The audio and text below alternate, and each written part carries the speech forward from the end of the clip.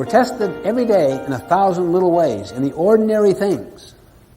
And if we are proactive in those things, it gradually develops extraordinary capability in handling major setbacks or disappointments. But oftentimes, we look into the more spectacular, the more dramatic, the larger issues to see the obvious energy of proactivity, of habit one. For instance, Viktor Frankl, the Austrian psychiatrist, imprisoned in the death camps of Nazi Germany because he was a Jew, experienced unbelievable indignities and tortures. He was raised in the Freudian tradition that you're basically a product of your childhood. He worked on that assumption, that paradigm. But while he was in the death camps, he began to observe some very interesting things. Some people were animals, others were saints, with the same circumstances. He himself experienced terrible things. Some of his own loved ones were cremated. He expected the same fate. For some reason, they saved him for experimental purposes. One day, they stripped him naked, put him under white light, and began to perform those ignoble sterilization experiments upon his body. And he discovered what he called the last human freedom.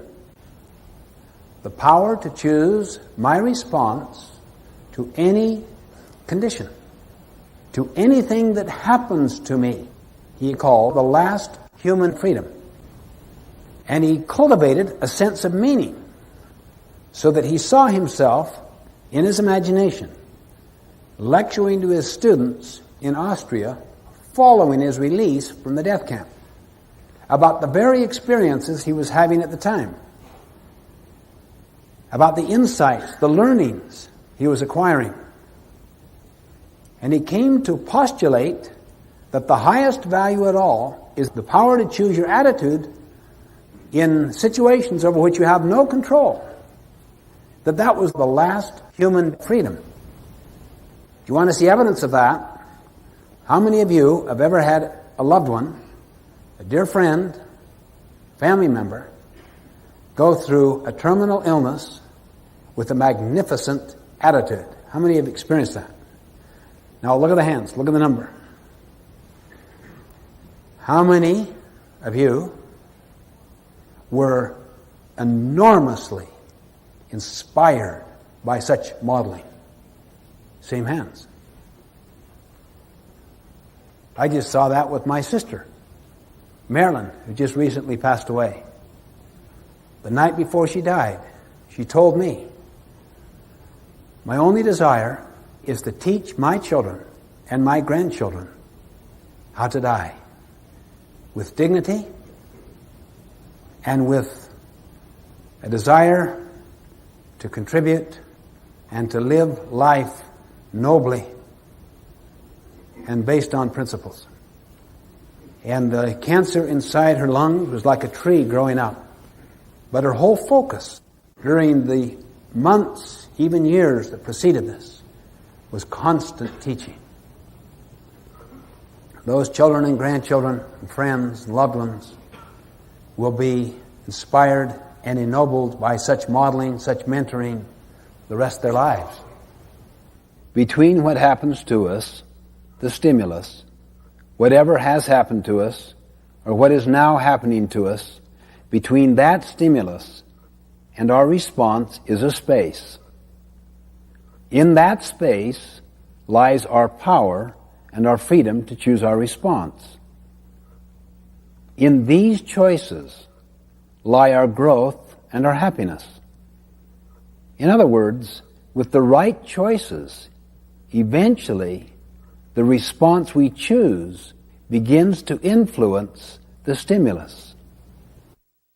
This is what Viktor Frankl discovered.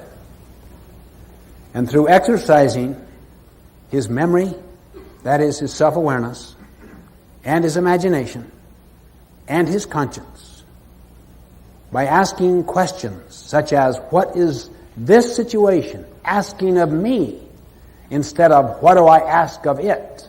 Why are they doing this to me? And also by exercising his own independent will, this freedom became larger and larger until it was larger than his Nazi captors. Not his liberty. Liberty is a condition of the environment.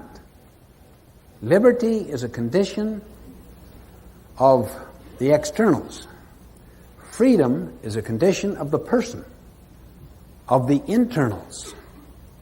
We have control over our freedom, not in the short run over our liberty. However, in many situations, not necessarily all, the more you control your freedom and expand and deepen it, eventually you will influence the liberty of your life, the options, the alternatives that are available to you. Eventually, your head will create your world. Your response to the stimulus will eventually influence the stimulus. And to some degree, he experienced that. He also had the hypothesis, or tried to look at the hypothesis. What enables these people in the death camps to survive? Is it their survival skills? No. Is it their intelligence? No. Is it their health? No. Those things were eventually equalized, lost. Helped a little initially, but eventually they were gone. Is it their family structure? No. The thing that enabled survival was a vision of the future, a sense of meaning about a work yet to do, a contribution yet to make. And this became the basis for his brilliant autobiographical account of these experiences called Man's Search for Meaning. Even a friend of his was so miserable he wanted to commit suicide, and Frankl pressed him, "Why don't you?" He said, "Because if I predeceased my wife, it would make her so unhappy and miserable, and I love her so." That alone gave him meaning to survive. And he would constantly ask the question, what is life asking of you in this situation?